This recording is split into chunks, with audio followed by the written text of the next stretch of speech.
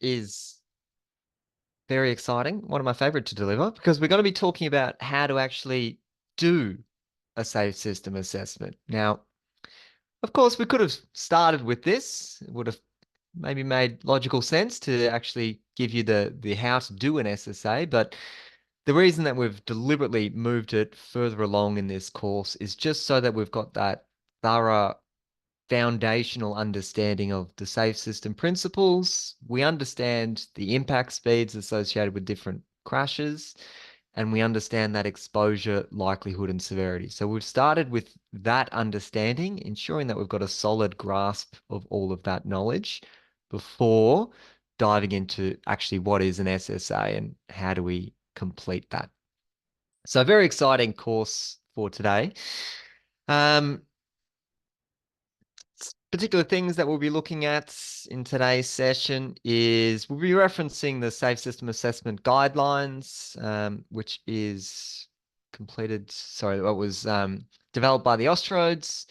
There are jurisdictional tweaks. So in Victoria and South Australia, there's, statewide Safe System Assessment Guidelines that basically just repeat what is the Austroads and have slightly more information. So just be aware of that. But we'll be talking more generally about what the SSA guidelines is. This idea of the Safe System Assessment Matrix. Matrix is just a fancy word for a table. So we'll go through that table and have a chat how we go about filling that one in. We'll talk about completing a safe system assessment report and all the bits and pieces that need to go into that report, just to make sure that we are producing products that are compliant with the Austroads guide and we're not deviating or departing from any, industry kind of standards there. Finally, we'll have a chat about these two different buckets that we refer to, which are primary or supporting treatments. And we'll talk about how we actually categorize our infrastructure treatments as either a primary or a supporting and what that definition is and what the difference is between those two. So before we get stuck in, let's just do a quick recap. We have gone into the safe system framework and the philosophy, and really what we're focusing on are the three key principles, which are people are vulnerable, people will make mistakes, so we can't just assume that because we put a stop sign up or we put traffic signals there that there's going to be 100% compliance. People will make errors. And then there is a shared responsibility, meaning it's us as road designers, or we've got the ability to influence what our transport network looks like. We've got a responsibility to look after our community, and ensure that we are reflecting on the safe system and best practice principles. The way that we measure the risk within the safe system framework is the product of exposure, likelihood, and severity. You've heard me say that many times now. So ELS, and we've already done a bit of work in our last session of practicing actually determining what attributes or what factors are linked to either exposure, likelihood, and severity. And just completed marking the Module 2 assignments, and I can see that there is, a strong understanding of that currently within this group, which is fantastic to see.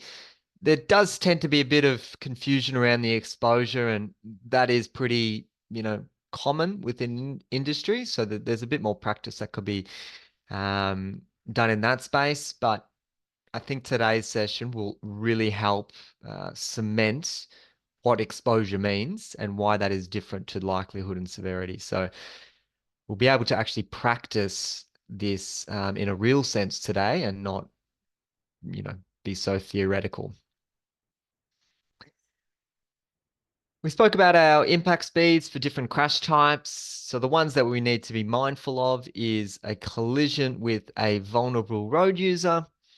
So that could be a pedestrian or a cyclist or a motorcyclist. That speed is around 30 kilometers per hour, where we've got a 90-degree T intersection style crash between vehicle and vehicle. that collision speed is about 50 kilometers per hour. And head on, we're able to survive higher speeds because we've got the crumple zone and all the airbags. We're basically designed to be able to collide head on. Sorry, not we, as in the vehicle is designed with that intent. And so that's why we have higher collision speed for that one, which is about 70 kilometers per hour. So just keep those collision speeds in mind as you're going through your safe system assessments.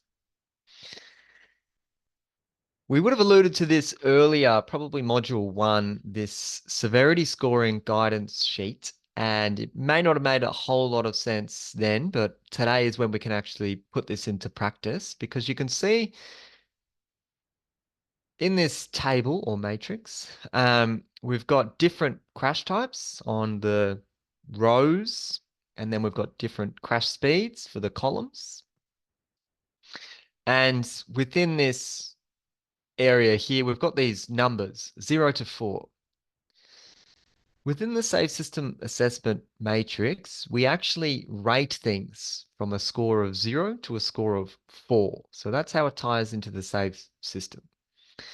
And what this is indicating is, let's just take an example. If we've got a cyclist versus a car, and we've got a crash occurring at about 30 kilometers per hour, you can see it's roughly in that range. So it might warrant a score of 2. If it was in the 70 kilometer per hour range, it'd be a score of 4. So that's how we can actually use this graph. I'll come back to this in a moment's time later on in today's session, but just wanted to foreshadow that.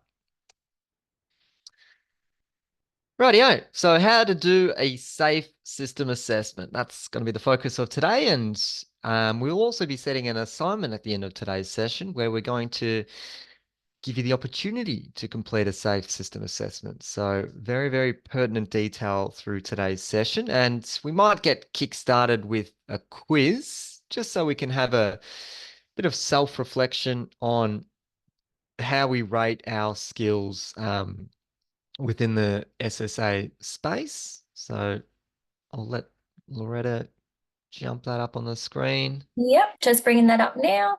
Thank you. I'll have a drink of water. Now, what has been in your involvement with safe system assessments? And there's a few options. Nothing. Safe system what now? I've heard of the term, but don't know much more. I've had one done on one of my projects. I've done one. Or I live, breathe, and eat safe system assessments. Now, Loretta, on my screen, it says hosts and panelists cannot vote. Oh, I guess that's me. Yeah. So everyone else should be able to vote. Hopefully that's come up on the Yeah. screen. We don't need you voting. Yeah, I'm that makes sure you've done a sense. few. But I'll just let the group know sometimes it may not pop up on your screen if you've got certain firewalls. So I may have mentioned that in module 1.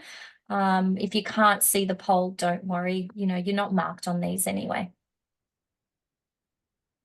Right. And are we starting to see answers coming through there, Loretta? Yes, I Oh, can see. good. You can't see Mine. answers? No, mine isn't showing anything. It's just like a static screen, but that's okay. As long as we're getting answers, we might give you another 5 seconds and then we can end the poll. So yeah, don't get stressed. We're not going to mark you on this one. Just want to see what kind of diversity we've got in the crowd, and we'll end the poll there, Loretta, and we'll share with everyone. Great. Can you So see those? I can. Yeah, that one's Right. shared. Okay. So no one's at nothing, which is great. I've heard the term, but don't know much more. That seems the majority, but that's completely fine. Had one done on one of my projects. I've done one. Great. So no one's saying that they're completely confident in the SSA framework, which is completely fine. We've got people more leaning towards the just getting started in this environment, which is good to hear. So as mentioned, where we will be taking the majority of our referencing from is from the Austroads report, Safe System Assessment Framework. That's where we basically reference and we tie in all of our practice to this research report. If you've got an Austroads account, you can download that off their website free of charge. I believe we've also got this on the LMS, so we've got a copy of it there. You can just download that one as well. As I touched on, in Victoria and South Australia, we've developed our own kind of supplements, I guess you could call it, additional guidance within the safe system assessment space. It's basically just acknowledging that when Austroads put out this report, there was still a bit of confusion amongst industry of how to actually apply it. So Victoria and South Australia decided to bolster some of those gaps within the guidelines, just to make it a bit clearer as to how to actually put this into practice. So if you're in Victoria or South Australia, flick through those ones. Our friends over in New Zealand, they do things quite differently. They have a safe system audit as opposed to a safe system assessment. And what that is actually, it's a combination of a road safety audit and a safe system assessment. They've just put it into one big road safety framework. So if you're doing any work in New Zealand, they do things a little bit differently over there. And we just thought we'd mention that. Fabulous. Okay, so I'm actually going to get started today with showing you the end result of a safe system assessment. So this is what you would expect to see upon the completion of a safe system assessment. It's a nice looking graph, but it's a graph that tells a story.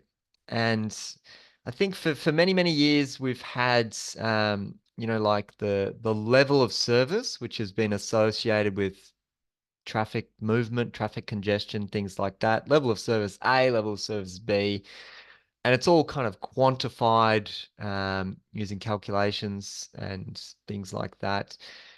And it spits out a numerical value, and this is the level of service B. And if we do this project, we're going to get it to a level of service A or whatever it is. But it's got that kind of meaty kind of substance, because you can reflect on, okay, well, I can readily identify that a level of service F is not so great, and moving it to a level of service A is going to be fantastic.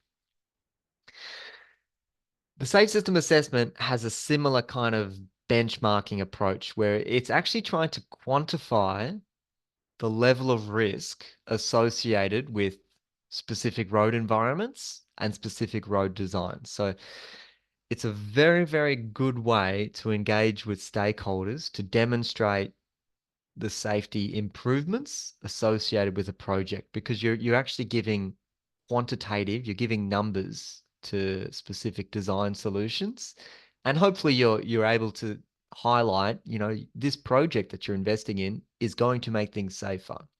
So it's a very, very good storytelling device. And I'd just like to make that comparison. It's not dissimilar in the sense of the level of service that's been used for decades, that it's just trying to create these, comparisons. So in this example, I'll just focus on the graph, and we've got on the y-axis a score. It's referred to as a safe system alignment score. And across the x-axis, we've got these clusters of graphs or columns, whatever, charts. Each of those clusters represent a different crash type. So we've got run-off road, head-on, intersection, other, I'll come back to other, pedestrian, cyclist, motorcyclist. So there's 7 different crash types that are being analyzed as part of the safe system assessment.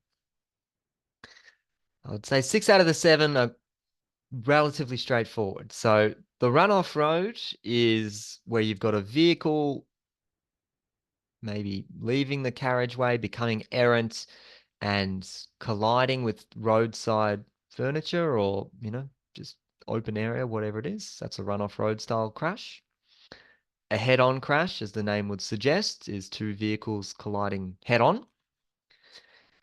Intersection style crashes are any crashes that occur at the intersection. Most likely we're thinking about those perpendicular 90-degree style crashes. Although if you've got a skewed intersection, it may not necessarily look like that. A pedestrian crash is any crash that's, any crash involving a pedestrian.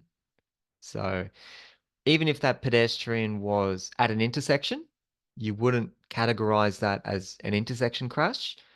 You would focus on the pedestrian because they're the kind of vulnerable road user. Similarly with cyclists, even if that crash were a head-on with a vehicle, you wouldn't put that in the head-on category. That would be a cyclist crash, and the motorcyclists as well. So you're just focusing on those vulnerable road users and their safety risks associated with the area that you are assessing. So the one that I skipped over there was the other. And the other is a little bit of a catch-all. So you may identify that there's other crash risks within your sites. Common ones that get kind of put into the other category are things like if you've got parking style crashes. So if you've got on-street parking, parallel parking, and there's vehicles reversing out, or angled parking, reversing out into a live traffic stream, that could have that could be put in that to the other category. Another one would be side swipe crashes. So if there's multiple lanes in the environment that you're looking at, or there's a trap lane where you've got to merge at a certain point, and there's a risk of side swipe collisions, you'd pop that in the other category. So it's a bit of a catch-all, and you get a bit of flexibility to play, play around with what you would put in that other designation. So those are the different crash types represented on those bar charts.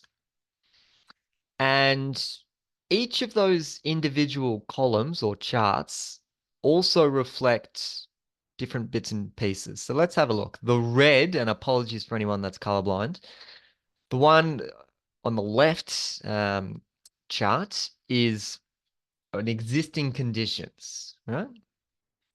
The one next to it in orange is design option called number 2, design option number 2. The one in the blue next to that one is design option 3A. And the final one, I would call that gray, design option 3B. So we've got 4 different scenarios that we're looking at there. Looking at existing and then 3 different design options. The design option 2, we've just kept the coloring consistent, is what's shown in this figure on the left-hand side, which is a roundabout. So there's an existing conditions, and then there's a proposal, which is a roundabout. The next one over is a modified T with traffic signals. If you've never heard of a modified T, I've got a picture that shows what that is later on.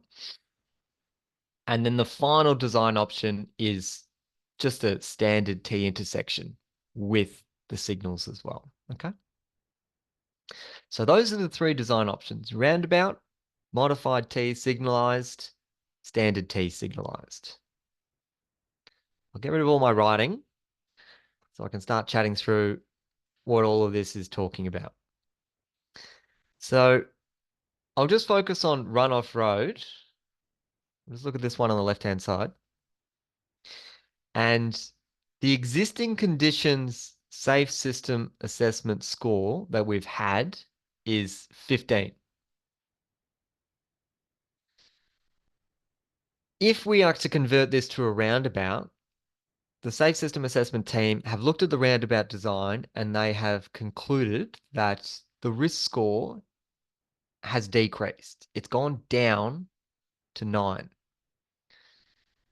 What that is indicating is the roundabout has a better safety performance, or it is better aligned with safe system principles compared to the existing conditions, because you're getting a decrease in score. So we kind of made a little note there. Lower scores are better. Like a game of golf, or another way to think of it is we're all committed to vision zero. We're aiming towards zero. We want our scores to go towards zero. So we want to ideally have lower scores that indicates improved safety. However, you can see for the other design options, that score remains the same. So there's no change to the run-off road risk. I might pick another one. Let's have a look at cyclists. This is a good one. So you can see for the signalized options compared to the existing conditions, they've all got the same score, 22.5. However, for the cyclist, their level of risk is getting worse. So they've got a higher score there associated with the roundabout. And without even kind of looking at this design in great detail, that kind of tends to make sense because we do know that bike riders are quite vulnerable at roundabouts. And unless the roundabout has been deliberately designed with bicycle safety in mind, it's likely that it's just a free for all and bike riders just ride through there and good luck. So in this design case, it's showing that, well, actually, we're probably making things worse for the bike riding community with the roundabout design. The final one I wanted to make a note of was the motorcyclist. So you can see their crash risk is consistent across the existing conditions and all the design options. And that is actually a pretty common thing to see. It's quite common to see that your motorcycle risk before any infrastructure and after any infrastructure remains the same. Unless you're actually working on a motorcycling safety project, and the objective is to improve motorcycle safety, you would hope you'd be getting reduced scores there, but lots of, dual carriageway, new roads being developed, signalized intersection, things like that, they're not necessarily going to offer any significant improvements to motorcycle safety.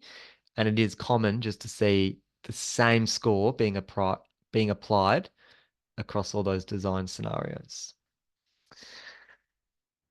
So that is the output of the safe system assessment. You get this nice, beautiful graph, and you're able to determine, well, where in the project am I seeing the most benefit and where are opportunities for me to improve? So if the project team were to proceed with the roundabout design, well, you might be like, why am I getting an increased risk score here? And what can I do to bring that score down? So it's a good way just to be able to quickly identify where the risks lie, like what type of crash types, and that could then lead to further improvements or refinements in the design.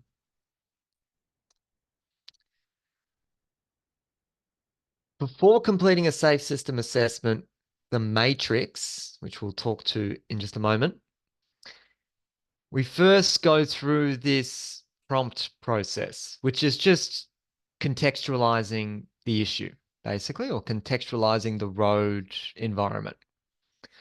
So there are some prompts that are taken directly out of the Austroads guide, and it's just to help practitioners, people that are completing the safe system assessment, reflect on what the road environment is like, and just start to get those, cogs moving so that you're thinking pragmatically within the road environment, and not just not thinking about a generic kind of space.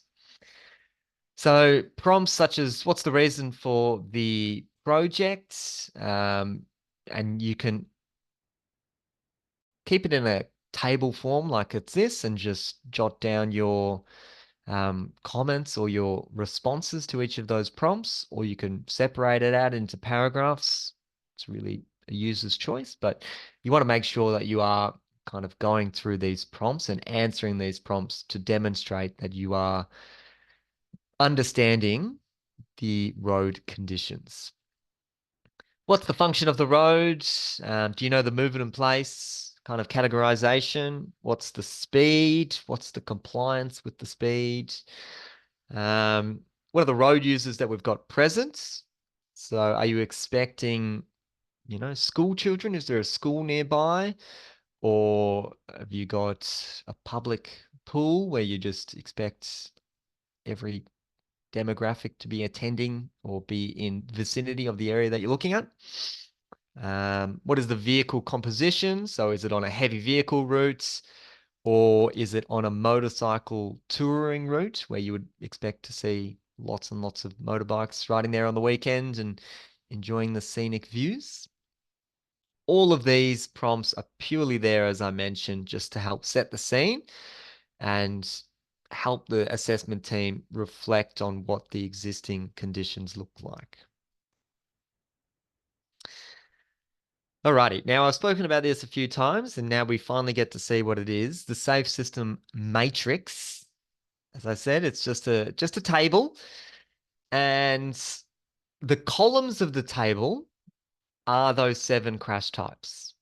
So the columns are run-off road, head-on, intersection, other, pedestrian, cyclist, motorcyclist.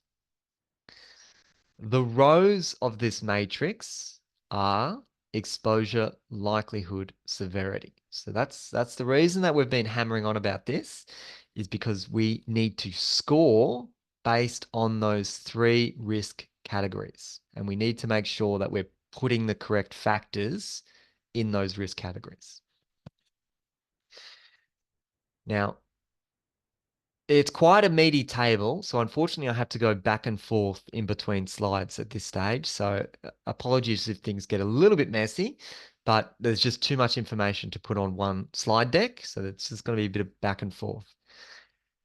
The first one I'm going to focus on is our exposure. So just ignore everything below that row at this stage. And we can see that what I need to take into account in order to score exposure is the AADT, annual average daily traffic, or vehicles per day. That is relevant to the run-off road, the head-on, intersection, and other.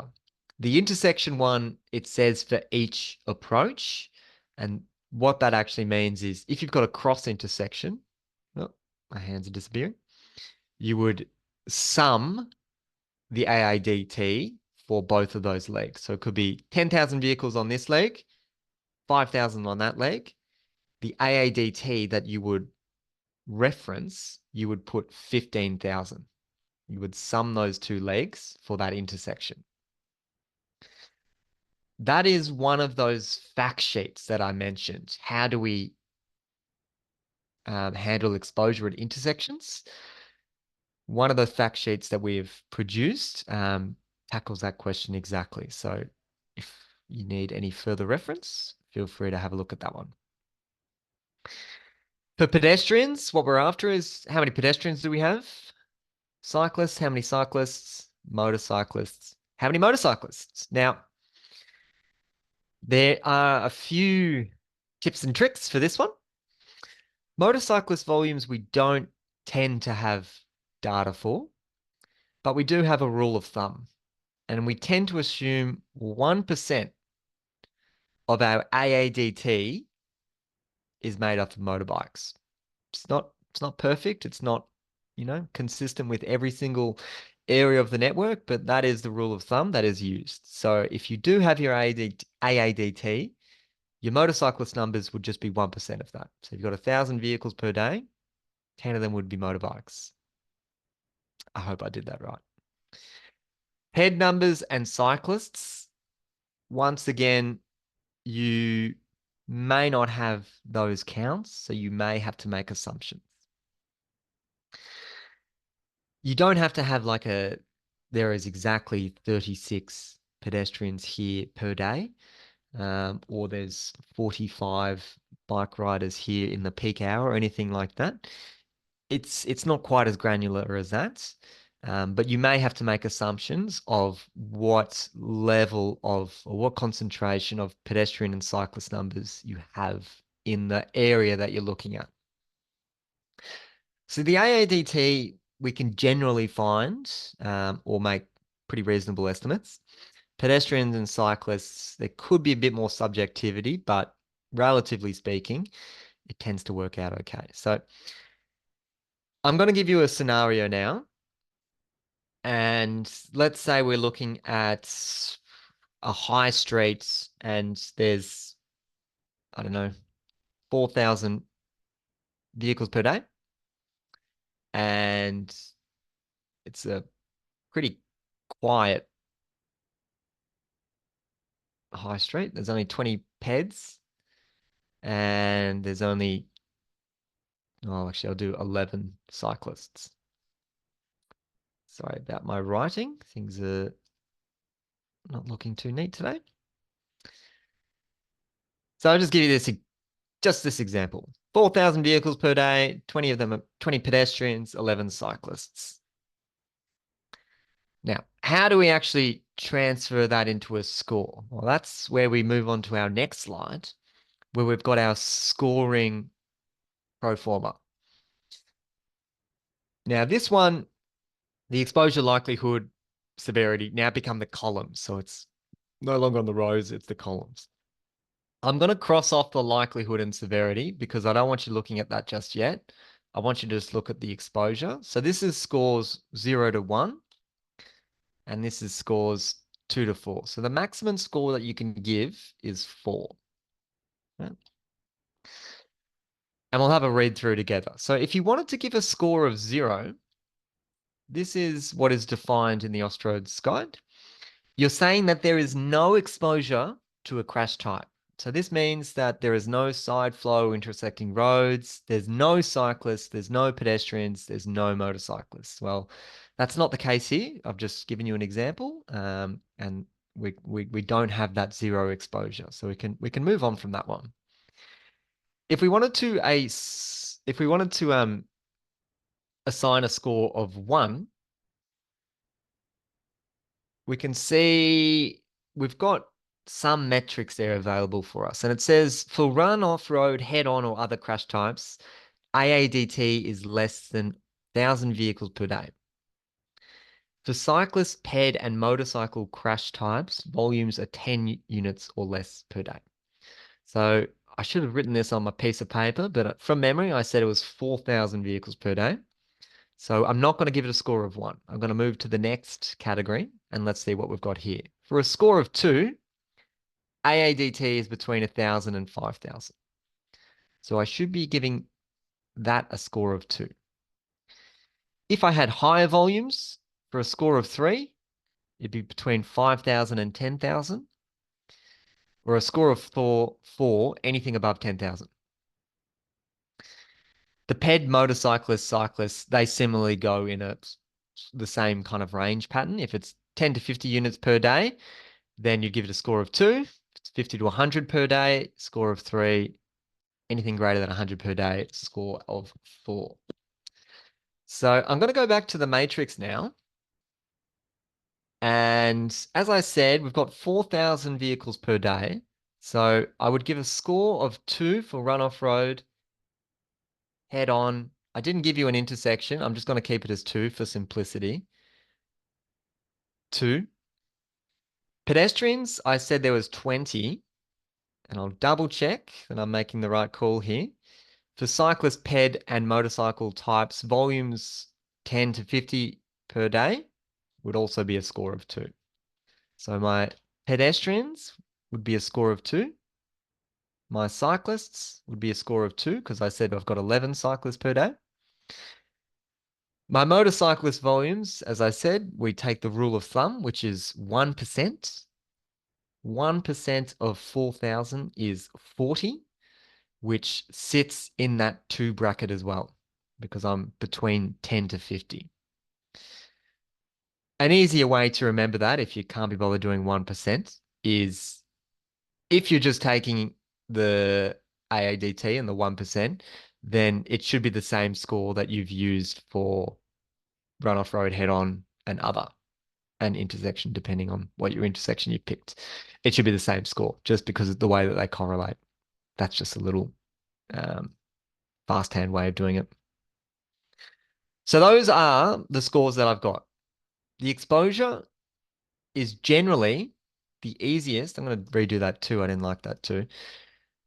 The exposure scoring is generally the easiest part of the safe system assessment because there's very little subjectivity to it, and it's quite well defined as to what score you should be allocating. We'll move now onto the likelihood, and I'm going to do a similar thing where I cross off the stuff that's not relevant, just so we can focus on what we're looking at here. So we're looking at crash likelihood for this one.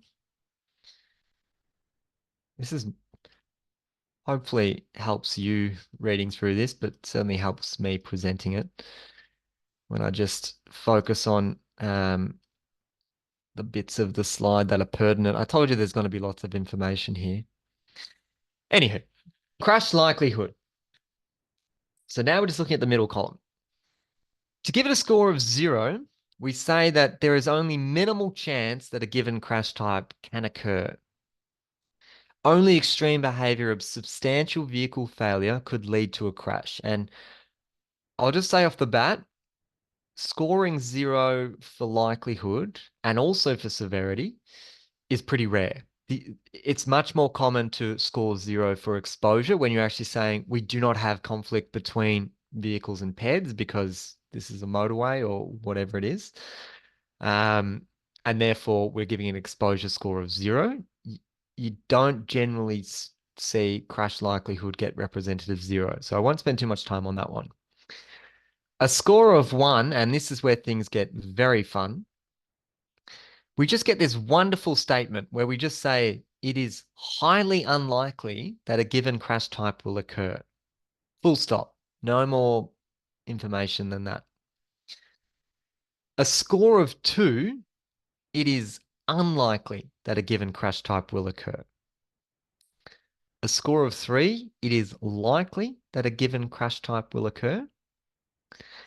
And score of 4, very long-winded, you just say it is highly likely that the given crash type will occur. But at least in this one, we've got some examples. So, e.g., high approach speed to a sharp curve, priority movement control. So that's like give way, stop signs, filtering right turn across several opposing lanes, high speed. So we've got some examples there, but you can see the rest of it.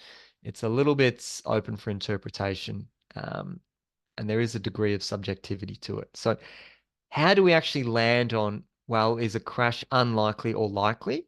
I'll go back to our matrix now. And we've dot pointed some features that would relate to what makes a crash likely or unlikely. So I'll just stay on runoff road. Things that we would want to be looking at are, well, what's the speed environment? It's much more likely to have a runoff road collision if it's a high speed, 100 kilometer per hour road, as opposed to an urban environment, 40 kilometers per hour. So speed plays quite a big factor in that one. The geometry, if it's dead straight and then there's this random curve that comes out of nowhere, that would be a high risk of runoff road crashes. Are there any shoulders? What's the kind of traffic lane widths? What's the offset to different hazards? What's the signage like, the line marking like, etc., etc. This is where you can kind of put your traffic engineering hat on and just think about, well, what does this road kind of look like? And how well does it align with existing standards or compared to different roads in the network? And what's the likelihood of a runoff road crash occurring here? You kind of have that conversation for each of those different crash types. So how likely is it that a cyclist would be killed in this environment, or sorry, would be struck in this environment?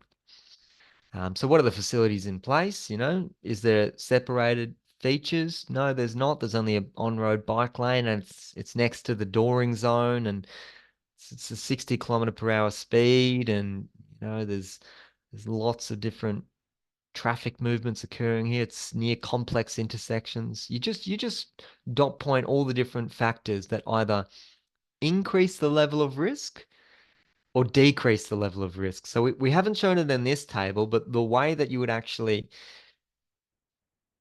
justify your scoring is you've got separate headings in each of those cells, which would be, these are the factors that increase the level of risk or the likelihood of risk for a run-off road crash, and you go dot point, dot point, dot point. These are the factors that decrease the likelihood of a run-off road crash occurring, dot point, dot point, dot point. Based on this analysis that I've done, I'm going to say that it is likely a run-off road crash will occur. And that's a score of 3. I also think it's likely for a head-on to occur. I think it's likely for an intersection crash to occur. For other, I'm just going to assume I've been thinking about sideswipe and maybe overtaking crashes. So I'm thinking of a rural environment in my head. And I think it's unlikely, highly unlikely that that kind of crash will occur. Pedestrians, I think it is unlikely. Cyclists, I think it's unlikely. Motorcyclists, here's an interesting one, because the way that we tend to think of motorcyclists is they could be involved in that intersection crash or that head-on or that run-off road. So you generally wouldn't mark them any lower than any of those other scores that you've given. So I'm also going to say it's likely for a motorcycle crash. Now, very good question at this stage is, well, that seems to be quite subjective, and it's a pretty valid point. The way that we minimize the risk of subjectivity is completing these matrices in a team format. So it's not one person's opinion or one individual's bias. You would actually thrash this out going back and forth in your safe system assessment team to come up with an appropriate number there to represent that risk. Every now and then, you will be deliberating. I'm not sure that should actually warrant a score of 3. I think it should be a score of 2. And you kind of go back and forth with your partner, and there could be some very heated exchanges and people get very, very passionate about the number that they have selected. When you get into those arguments, there is a possibility to meet in the middle. And you can do scores of halves. So you could say, right, you think it's 3, I think it's 2. Let's call it a 2.5 and move on to the next one. It doesn't get any more granular than halves. So you can't go 2.25 if someone's thinking, no, it should be 2.5, it should be 2. Let's meet in the middle again. It's not meant to be that granular. Only the halves is accepted in industry. So that's only if you're really struggling to get agreement in between those two figures that you can move to a half score, but no more than that. So don't want to see any 2.045. It's not meant to be that specific, this scoring. So that's our likelihoods. The final one that we've got is our severity. And just for consistency, I'll continue with my little formatting trick and get rid of all the stuff that's not pertinent at this stage, so we can focus on our severity scoring. So as I touched on with the likelihood score of 0, for a severity score of 0, we're actually saying that there's only minimal chance that it will result in fatal or serious injury. Basically, speeds are low enough that you're not concerned at all. If a crash occurs, no one's going to die from that or get hospitalized. I think it's quite rare to have those environments. It may be a shared zone where it's like physically impossible to get faster than 10 kilometers per hour. But even in those areas, there's every chance that you could have, a child run onto that road and just get struck, and that could result in quite serious things. So score of 0, pretty unlikely to do for the severity. From here on, though, it is very, very similar wording to what we used for the likelihood. So the likelihood and severity, their definitions are quite similar. So for a score of 1, it's saying, should a crash occur, it is highly unlikely that it will result in fatal or serious injury. It's really, really useful just to reflect on that we are talking about fatal or serious injuries. We're not talking about other or, scrapes and grazes or fender bender type crashes. The SAFE system is not focused on preventing those. It is focused on preventing fatal and serious injuries. So fatal or people going to hospital, that level of trauma is what this matrix is focused on and what the SAFE system is really prioritizing. Score of 2, it's saying, should a crash occur, it is unlikely to see a fatal or serious injury. Score of 3, it is likely to see a fatal or serious injury occur. Score of 4, it is highly likely. So as I said, similar wording that is used in the crash likelihood definitions.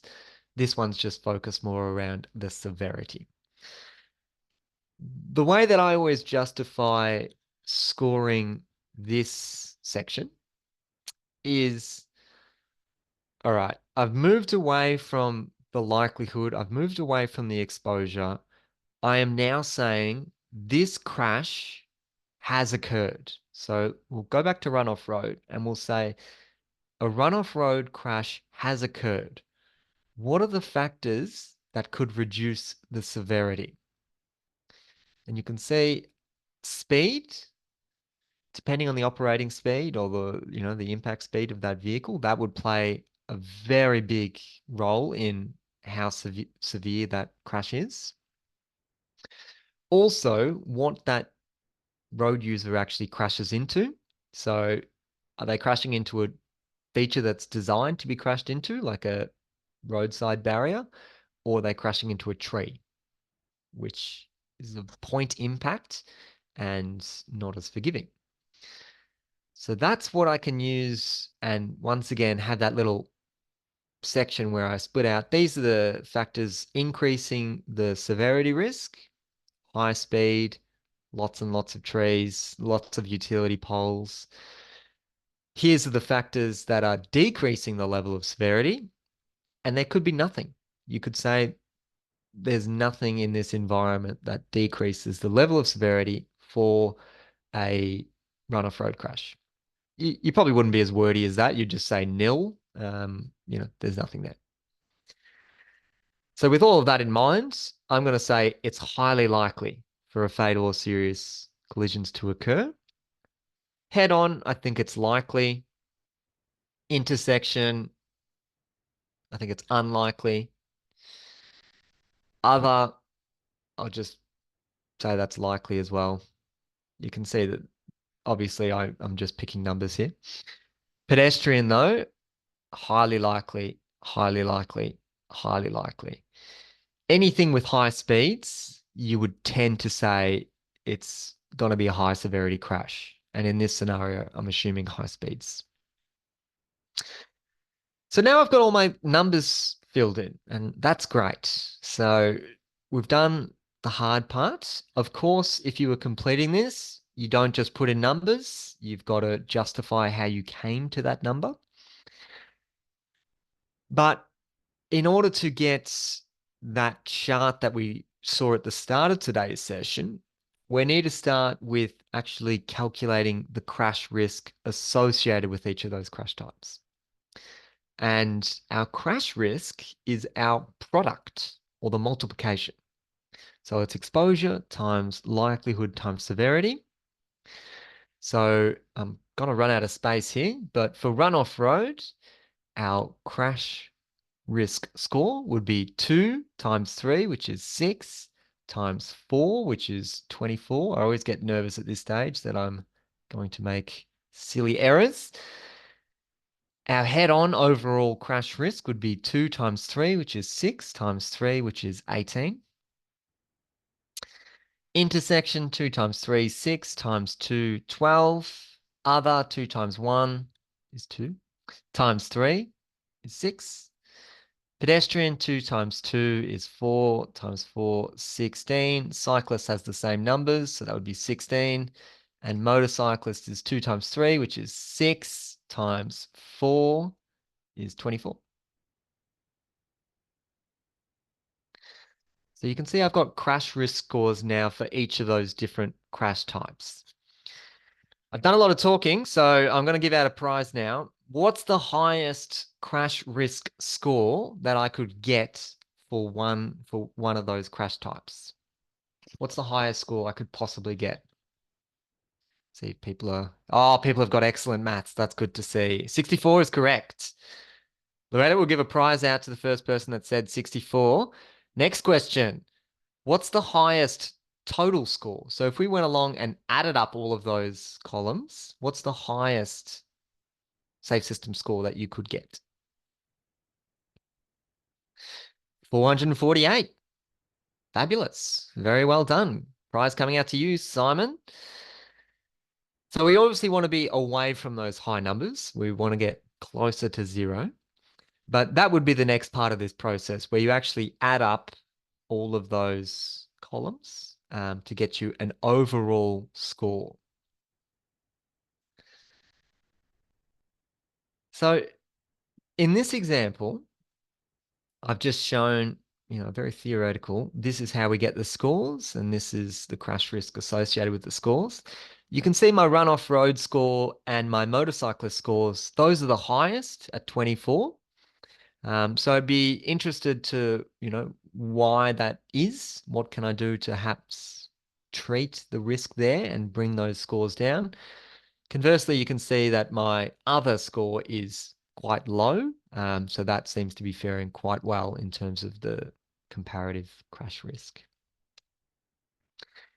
Okay, so we've gone through all of those tables. I spoke about this earlier, and this is exactly where this can come into play. As you're getting used to that process of developing the scores or assigning a score for a particular crash type, I would strongly recommend using this system. So if you're talking about a head-on car versus a car and you're in a 60 kilometer per hour environment, perhaps a score of 3 is appropriate for that. Very, very useful.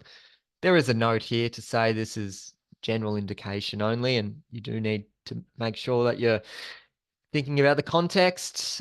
Maybe it's a 70 kilometer per hour speed zone, but it's a windy environment and people are actually traveling at 50. So it's actually not appropriate to score it so significantly. It should be dropped back a bit. So that's how that severity scoring guidance sheet comes into it.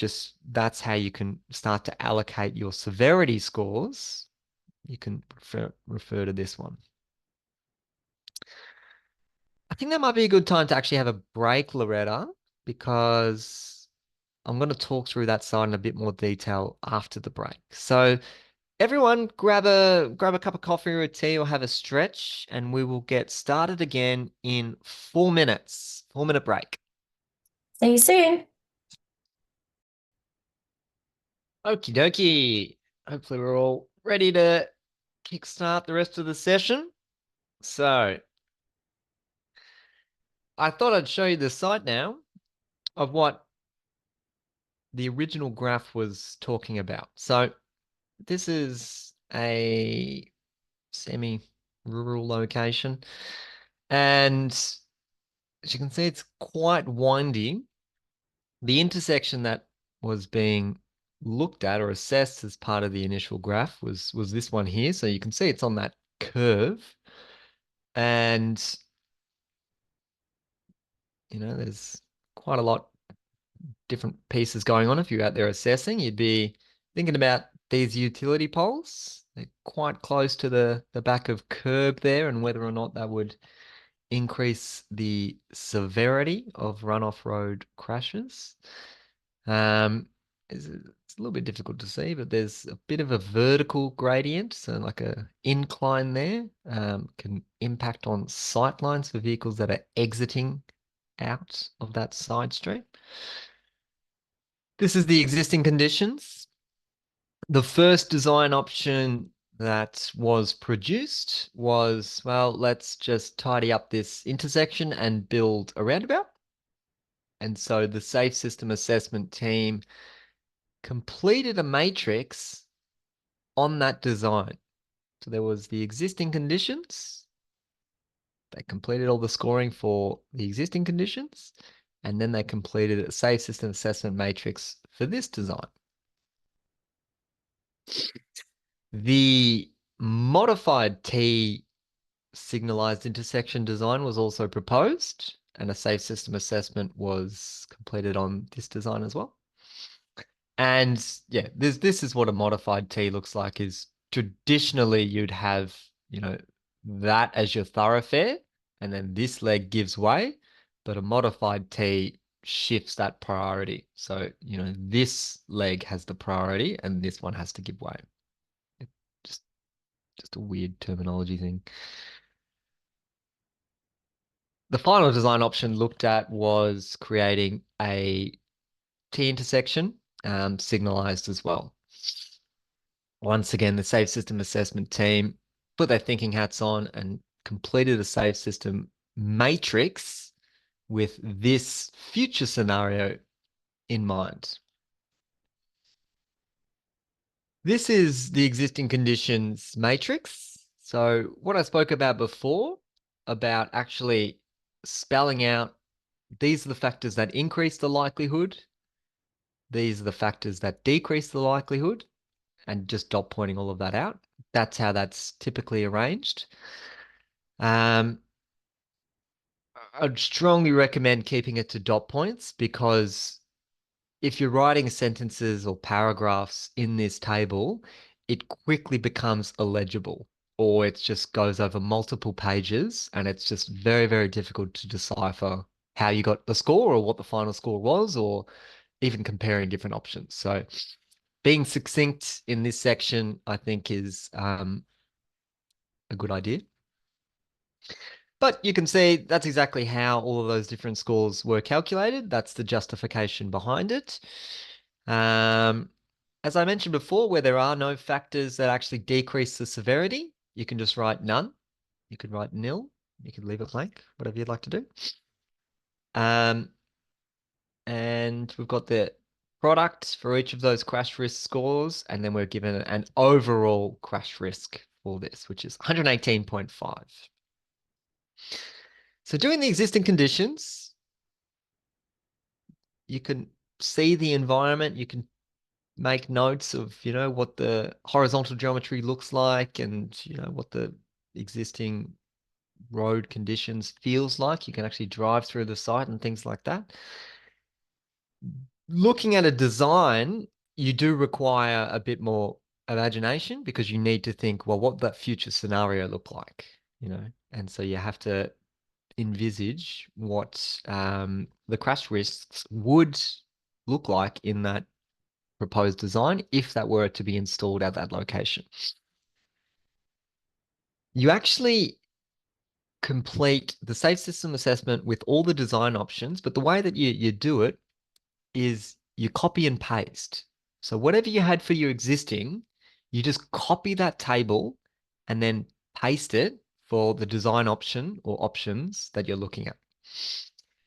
And all you need to do is apply a little bit of formatting to make it clear where things have changed. So we've given you a legend. You're welcome to use any formatting change that kind of suits your style, but it's important that it's easy for the reader to be able to clearly identify what has changed from the existing conditions. So anything that's in the black text is a common factor.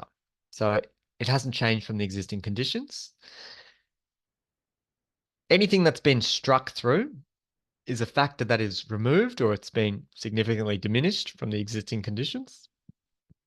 And anything in red is a new factor, something that has been introduced, either positive or negative, with the design that you're looking at. So you can see for the runoff road with this roundabout example, I might zoom it in because it's probably quite small on your screen.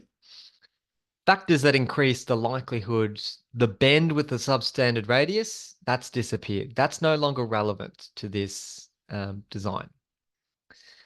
Minimal to no shoulder, that's still applicable. For whatever reason, there's no shoulder widening as part of this project. Guideposts are missing, that's got to be rectified. Generally no curb or channel, that's got to be rectified. So that gets crossed off. Then you can see factors that decrease the likelihood. Lanes are wide, that's no longer the case. Advisory speed, that disappears. Edge lines are there, street lighting is there. Reasonably straight approaches, that's been updated. And the substandard bend has been removed. Now, that one is kind of already captured in crossing that one off, so you wouldn't necessarily need to write that out twice. You would do one or the other generally, but it's just been done that way in this example. You can see that the score is also in red. So that's indicating that there has been a score change. And generally what I'd recommend is you actually cross out the old score and then put the new score there, just so it's easier for anyone reading it. Okay, this has gone from a score of 2 down to 1.5. I actually don't know if it was a score of 2 before, just an example. I think it's just easier for the reader, not just going straight into that. So that's my little tip there. But that process remains consistent throughout. So it's just applying that text formatting. So it's easy to see where those changes are occurring and why we're getting score changes. Moving on to another design option, it's important that you're not copying this table because this is referencing the roundabout. You go back to your existing conditions. So you go back to this table, you grab a copy, and then you paste it for your next design option. Same format of striking through text that's no longer relevant and adding in new text in red that is suggesting these are additional factors. So that process continues for all the design options that you've got until eventually you will get overall scores.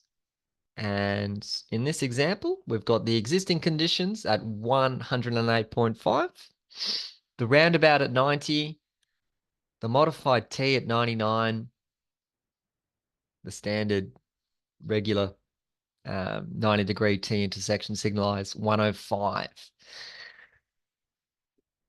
If I was, an executive and didn't have time to read reports, you'd pop this in the summary or the start of the document, and you just clearly articulate that lower scores are better. And I can quickly understand, right, all right, the roundabout seems to be the safest option.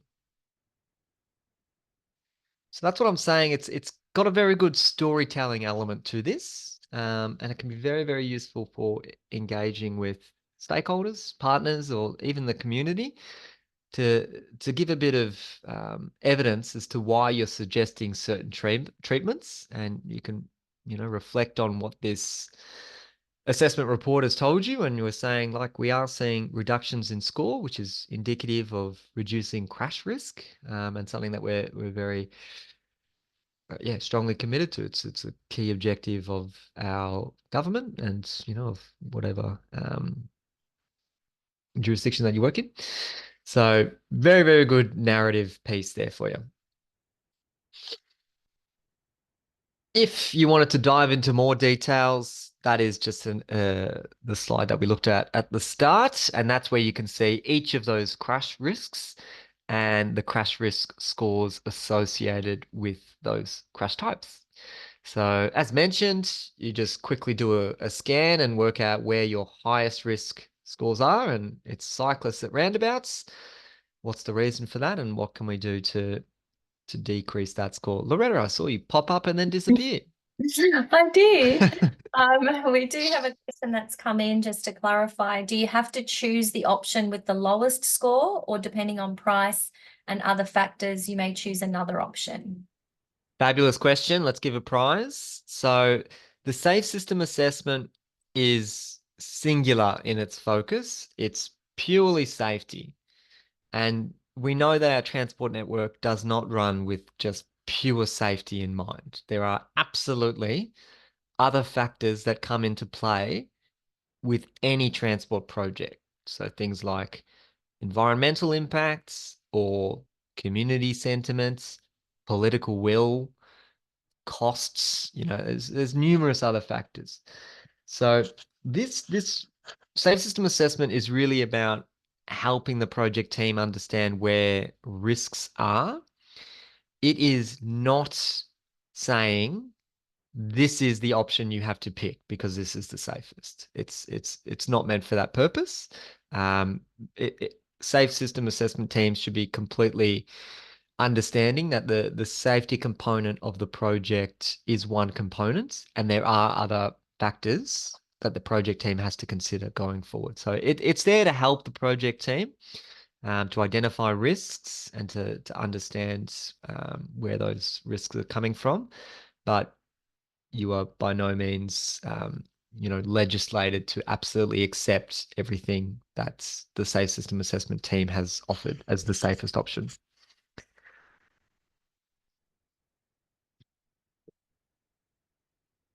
All right. As part of completing a safe system assessment, you've done all this work in analyzing the existing conditions and likely analyzing some different designs. So you're pretty well, involved in the process, and you probably spent a bit of time and thinking about all the detail, and you've worked out, well, I think there's actually some changes that we could make to what's being proposed to make things even safer. And you are able to include recommendations within a safe system assessment. And they are exactly that. They're recommendations. Once again, you're not saying that they absolutely need to be adopted by the project team. They're there just to help the project team. Things that they may not have considered that could be looked into. And the way that we categorize our recommendations are these two kind of buckets. Can't always call them buckets, and I've just started calling them buckets. I don't know why. They're not bucket shaped. But primary treatment or a supporting treatment, we've got those two buckets. I'll talk about the last one in a moment. A primary treatment is any infrastructure, option, treatment, intervention that if you were to implement it, you would expect that it will virtually eliminate the potential for fatal or serious injury. So that's really the key word, virtually eliminate. Unless there's significant risky behavior occurring there, you'd expect the primary treatment to be able to virtually eliminate a fatal or serious injury crash. Within the Austroads guide, for each of the different crash types, so run off road, head on, other, etc., you can go to the treatment section and it will say, this is what you can do if you've got high run-off road risk. What would be a primary treatment? An example that would be continuous flexible barrier systems. If we've just got wall-to-wall, nothing but barrier systems that are designed to be crashed into, you will virtually eliminate the potential of fatal and serious injuries. A supporting treatment is things that are expected to improve the safety performance, but they are not going to virtually eliminate fatal and serious injury. So this is like the second tier, I guess you would call it. Primary is your top shelf, and supporting is your house wines, things like that. They're still going to improve things. Nothing wrong with a house wine, but it's not going to have the same level of effect as the primary treatment. So an example of a supporting treatment, and this one may be a bit contentious, but it would be traffic signals. So if you've got an intersection that's priority controlled, it's just a stop sign, and you're upgrading that to traffic signals, we would list that as a supporting treatment.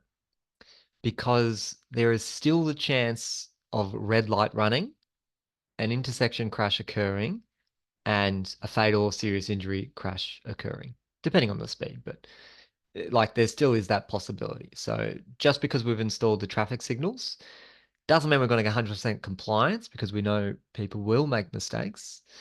So we would list traffic signals as a supporting treatment there. So those are the two tiers there. And we would generally within the report separate our recommendations. Here's some primary treatments that the Safe System Assessment team has developed that we think the project team could consider. ...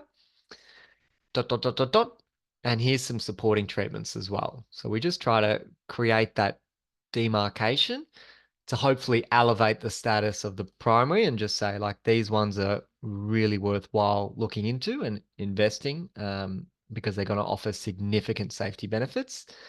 And here's some other things that you can also add in that's going to improve things, not quite to the same extent.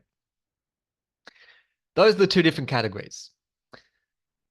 The last tier is, I don't like to question Ostrode's kind of thinking or anything like that, but it's quite irrelevant because it's saying that you're suggesting something that is not expected to achieve an overall improvement in the level of safety.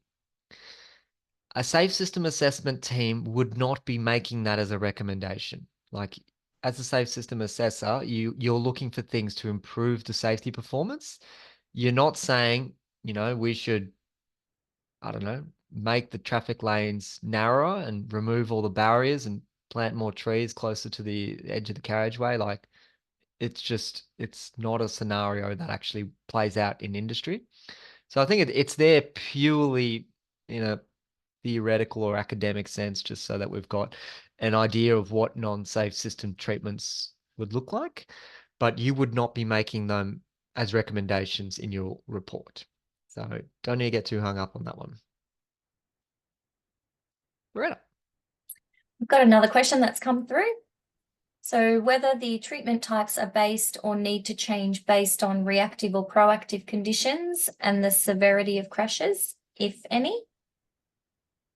Whether the treatment types are based or need to change based on reactive or proactive conditions and severity of crashes. I may misunderstand this, but I'll give you my interpretation of that one, and we can chat offline if I haven't nailed that question.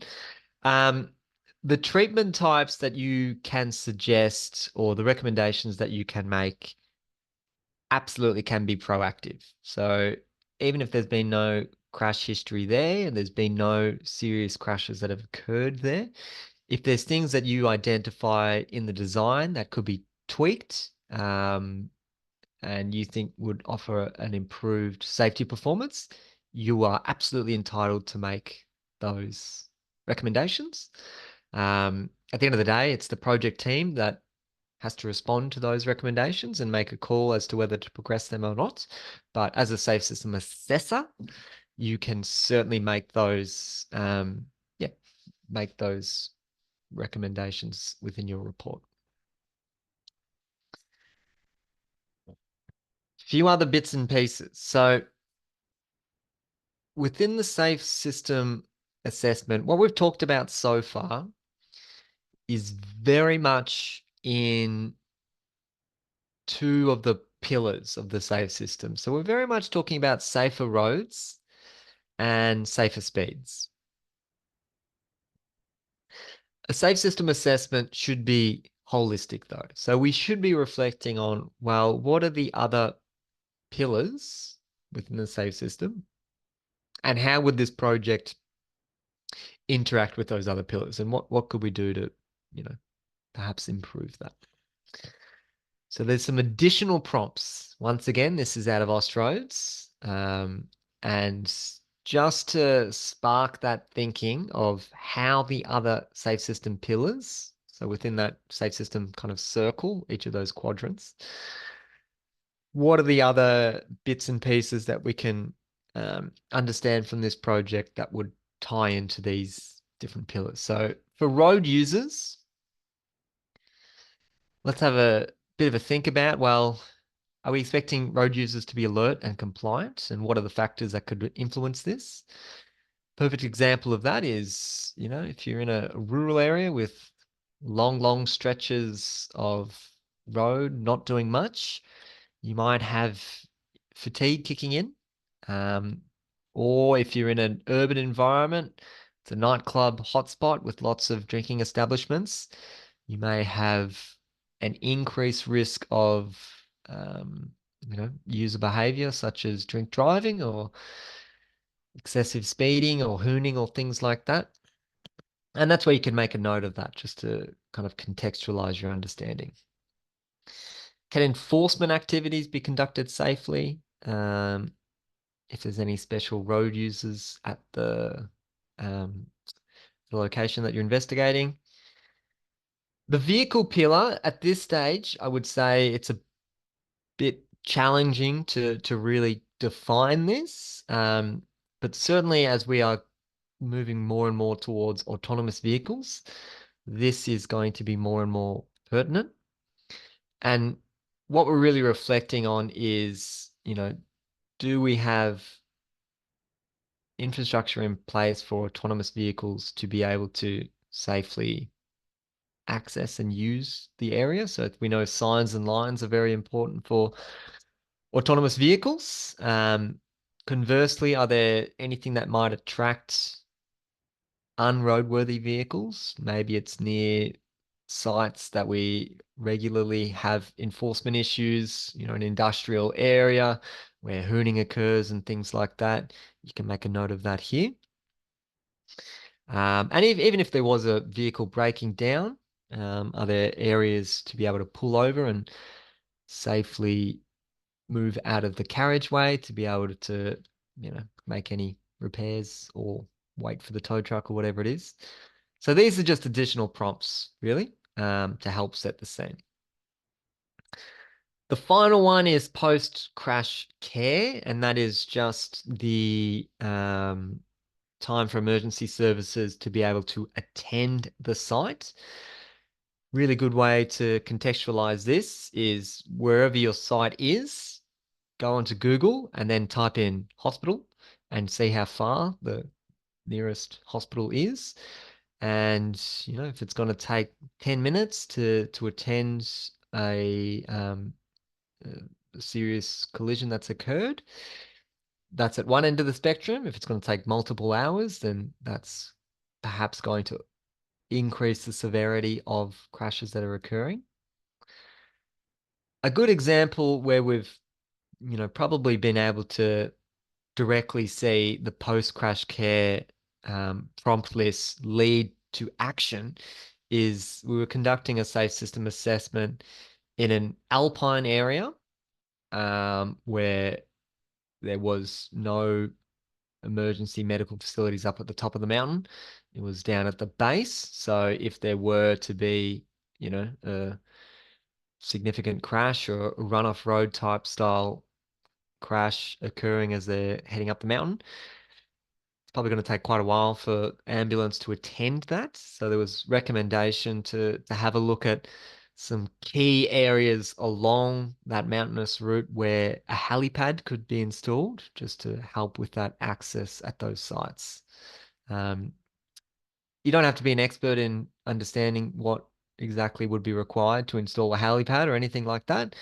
It's just about getting that thinking started about, well, if a crash does occur, how emergency services is going to get to that location as efficiently as possible. Um, yeah, another one that could be referenced there is if there's any known black spots for radio or phone calls or anything like that. How would a person be able to get in touch with 000? Awesome. So that is a safe system assessment. I hope we're all feeling a bit more comfortable in what an SSA is. And now we can have a chat through what your assignment was going to look like.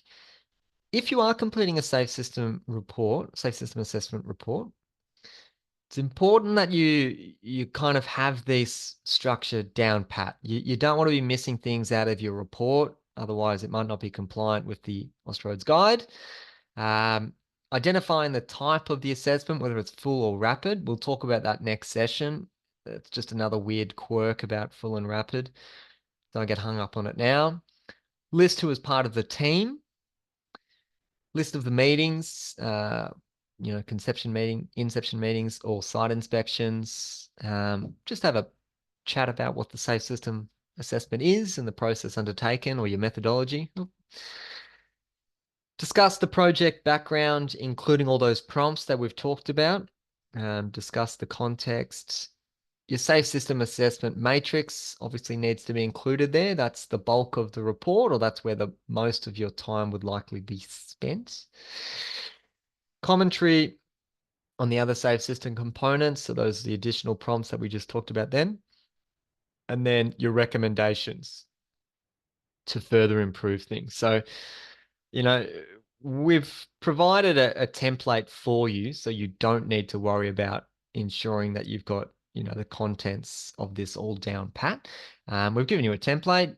You're welcome to put your own logo on there, change the fonts, change the colors, make it your own, have a little bit of fun with it. We're not shy to, you can share it. We're happy to share all of that. So just want to ensure that you're covering off all of those salient points, so you're not missing out on key aspects of your report there. So your assignments, which Loretta will show you in just a moment on the LMS, it is going to be conducting a safe system assessment, and you're actually going to be given a site. We have drafted a conceptual design for you to review, and we've picked a site that is close to the address that you've given us. So if you've told us, your work address or your home address, we've picked a site that is close to you. If you've moved or that address that we've selected is no longer relevant, give us an email. We'll give you a new site. No dramas. Just let us know. We don't want you traveling hours and hours and hours to go and attend the site. We want something that's convenient for you. So just let us know. We'll show you what those designs looks like in a moment, but your assignment will be actually boots on ground and inspecting the site. Daytime only. We don't need you going out there at night. We don't need you to be doing measurements of the traffic lane widths or measurements to hazards or anything like that. We don't want you to get that detailed. We just want you to go there on site, so you've got the lay of the land, you understand, what the road conditions look like, what the feel is, what the environment is. You've got that appreciation. When you're out there, by all means, take a selfie. Let us know. Just let us know how you found it out there on site. We love to see a good selfie. Very, very important that you wear high vis vests. We don't want you to put you in harm's way. If you are not comfortable getting out on site there, or it's a high speed environment and it's not appropriate, then just don't do it. We'll give you another site. We have, internally risk rated them, and we're making sure that we're not putting people on motorways, 100 km/h roads and things like that. But by all means, if you personally don't feel comfortable conducting the site inspection, or you get there and you're not comfortable pulling over and getting out of the car, don't do it. We'll get you a new site. Anyway, what we will get you to do, I'll show you the template that you'll have to fill in, and you'll just need to be updating everything that is highlighted. So there's lots of the report that you do not need to do. We're not actually going to get you to do a full safe system assessment. We're going to get you to focus on the key points, which will be the matrices and just setting the context. Before heading out on sites, it's important that on the LMS, you complete the safe work method statement, or the SWMS. We've developed it for you. It's a generic template. It is nothing that you would find overly laborious. It's basically saying that you're not going to go out on site after being at the pub, or you're not going to be a hazard to others on the road network. You're going to park in a safe location, things like that. So have a flick through the swims, and you actually need to sign off on it before going out on site. So all of those things, just the paperwork side of things, just to make sure that we've all paused, reflected on our own personal safety before putting on the boots and getting out to site. High-vis vests, as I mentioned, they're a must. Loretta, do you want to hop onto the LMS and we can chat through the document? Sure can. All right. We've got a few comments in the chat about the sites that they've been given. All right. So just firstly, can you see my screen there, Max? Yep. Excellent. Thank you. So as Max mentioned, you do need to fill out the swims or read the swims document, but also you need to agree that you have read it and you understand. So under the tasks for today, firstly, there's the quiz. As you know how to do the quiz, you click on there and attempt those questions. So having a look at the statement and reading through that, I'll just keep going back and forth, and then filling in that agreement. So just click on the attempt quiz. It's set up like a quiz just to ensure that you agree and understand all the safety aspects. So once that's sort of done, it's when you get to do your assessment. So once you click in here, and I know that some people have already had a look, we've got two documents there for you. So firstly, there's the actual template that you will be using, and there is also a graph generator. So you can click on those and download those. With the template, that is the one you'll be filling out. You do need to ensure that you're completing it. So we'll go through that again, but ensure that you then save it as a PDF. So save it as a PDF in order to upload it and add your submission. So you would simply click on add submission, that PDF that you've completed, drag and drop or find the file and upload it in here and save the changes. Now, a couple of things just to point out, which are quite important. Firstly, you'll see your name where in the list here. So you've been allocated, as Max mentioned, allocated a site close to the address you've provided. You may also see that you're in a group as well. So if there's more than one person that have been allocated the same site, usually it might be your workmates or colleagues, etc. It's really important that you're still writing your own report. So we want you to discuss with your mates, talk it through. You can visit the site together, that's fine, but you do need to ensure that you're writing your own unique report so that we know that you understand how to complete that assessment. So that's really important. Transport for New South Wales, again, if you have any issues to upload it, email it to us and we will upload it for you. And of course, there is the 80% pass mark. So ensure that you're doing that. We will give you feedback. If perhaps you didn't reach that pass grade, we will give you feedback and then you can reattempt. You've got up to 3 attempts. But also, if you need any assistance, we do, provide some coaching as well. So we can arrange a coaching call with one of our markers and they will talk you through, that feedback that's been provided. So that's sort of all on the LMS and, what's expected there. So once you click on the template and bring that up, firstly, Max, I might bring up one of the sites. Yeah, pick one. So I'll just pick the one on top of the list. Off to Parramatta. So that's this one here. Alrighty. So what will be consistent with all of the designs that we've provided is that little call out box. And it says the following traffic volumes have been provided for the purpose of this training exercise and not accurate metrics. So if you are familiar with this site and you actually know the AADT or the number of cyclists or whatever, that's great. But for the purpose of our exercise, please just use the volumes there, because when we go and check your exposure scores, we'll be looking at that table. And if they don't align with that, then you won't get your full marks there. So although you may be more accurate because you've actually used the real data, we've just assumed data there for you, and we'll ask you to use that. So bear that one in mind. Few bits and pieces with the design. So hopefully most of them, generally make sense. So this one looks like it's creation of a slip lane. So it says install slip lane there. And there's a zebra crossing proposed being across the slip lane. And then some kind of concrete infill, nice little purple triangle being used there. So that's what you'd be completing the safe system assessment on. You'd be doing an existing conditions and also a matrix on that one there as well. So might hop to the template. Thank you very much, Loretta. And as we can see, we've highlighted, we're only interested in you completing the highlighted section.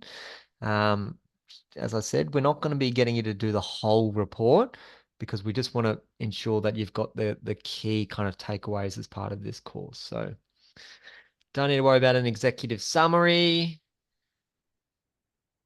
Get you to pop down the assessment team, which would just be your name. We're not going to get you to do the prompts, but we do want you to provide a bit of a summary of what is actually happening with the proposed design that we've given you. So the installation of a slip lane. Also, let us know what the speed limit there is, just so we've got that context. Give us a snip of the site, please. This is where you'll have to actually come back to this section because this is how we sum up the different scores for your matrices. So once you've actually completed the matrices, come back up here and insert the scores. Similarly, you can insert the graph here. And do you mind opening the Excel document now, Loretta? Yep. Because rather than everyone try and create their own new, Excel graphs, we just thought we'd give you a template for this one as well. So once you've done all your scoring, you can see you can give your chart title a name, which would probably just be the intersection that you're looking at. And then all those orangey fields, you just fill in with the scores that you've given. So do you want to just do, run off road 4, 2, and 4 going down. And you'll see that will spit out a number on the graph down below there, Loretta.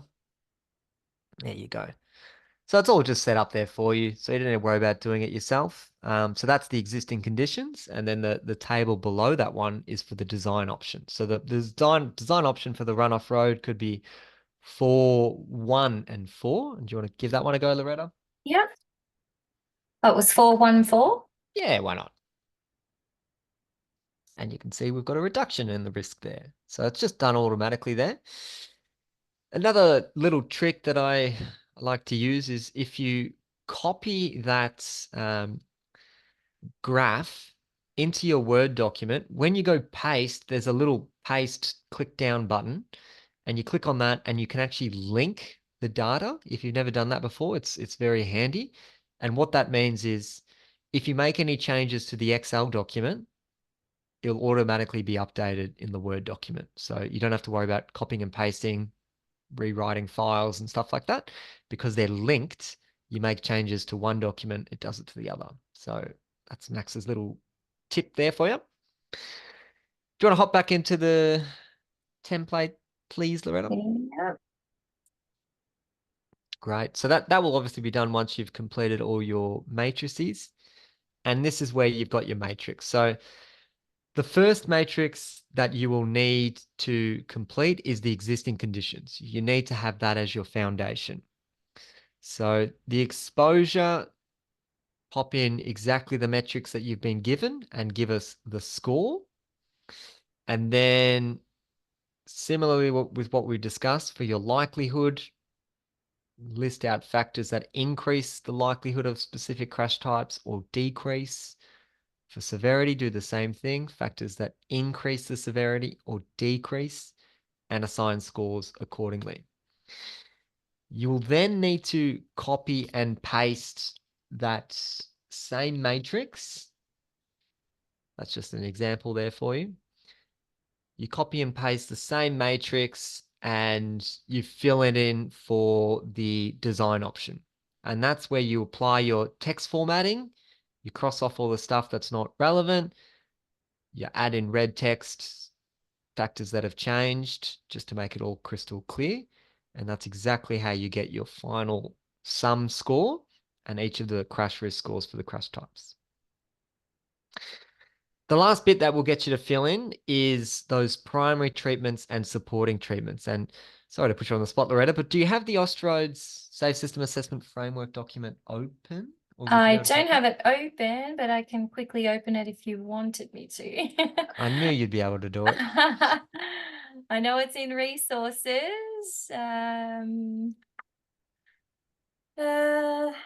Which one am I looking for? Just the, yeah, there you That go. one. Yep. And I guess if it might be quicker. Oh, yeah, just go to the table of contents, please. And treatment hierarchy and selection 4.6. 4.6. Yep. And we go down a little bit and we stop here. So this is what I referred to in the module today, where if you've got a high run-off road crash risk score and you're trying to work out, well, what are some primary or supporting treatments I could recommend? Austroads has done the hard work for you, and I'd recommend just copying and pasting whatever they say. Obviously, process it so it's not just, going through the motions. But this is a good way to see, well, what is a primary treatment for run-off road? And it's saying flexible roadside and median barriers. A weird thing in this one is there's actually two tiers of the supporting. So that yellow color and then that orange color, it's supporting treatments and then which move towards a better safe system alignment, and then supporting treatments that do not affect the future implementation of future options. It's a weird way that they then subcategorize things. Generally, industry just combines those, and both of them are just supporting treatments.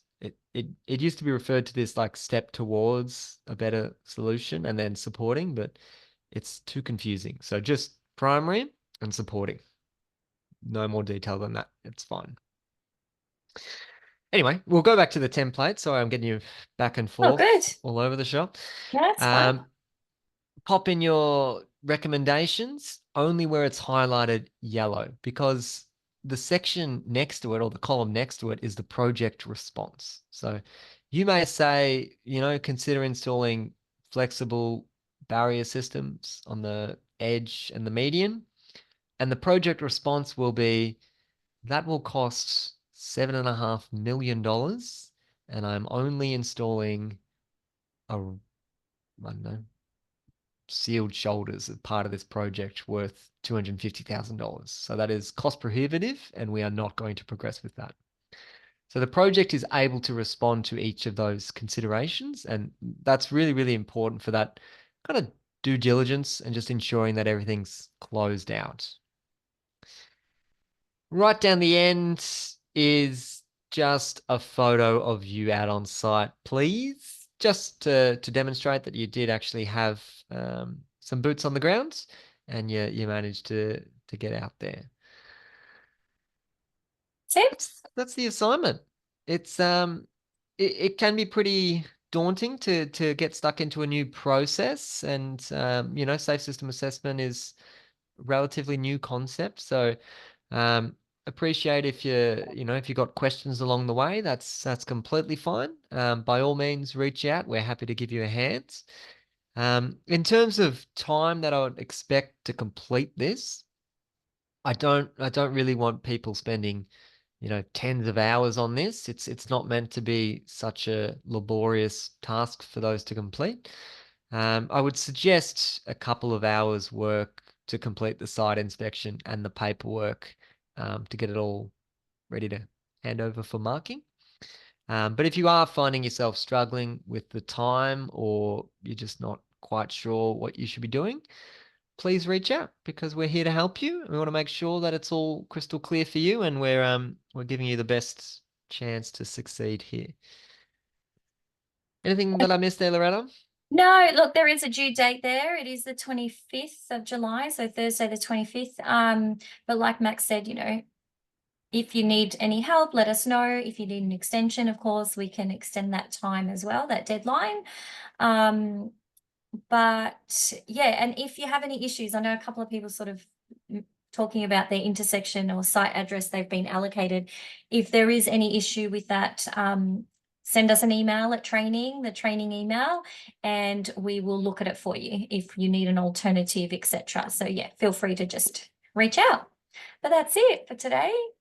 Excellent. So we have given you some extra time at the end of today, so you can spend that completing your quiz or having a look at your assignments, maybe having to think about when's the best time to get out there on site, having a look at the template, making those adjustments, giving you some time back to get all of that thinking underway. And we look forward to catching up next week to round off the final module. And yeah, it's been a pleasure. I hope you all have a lovely day and best of luck with your site inspections. Thanks, everyone. See you next Thursday. Yeah.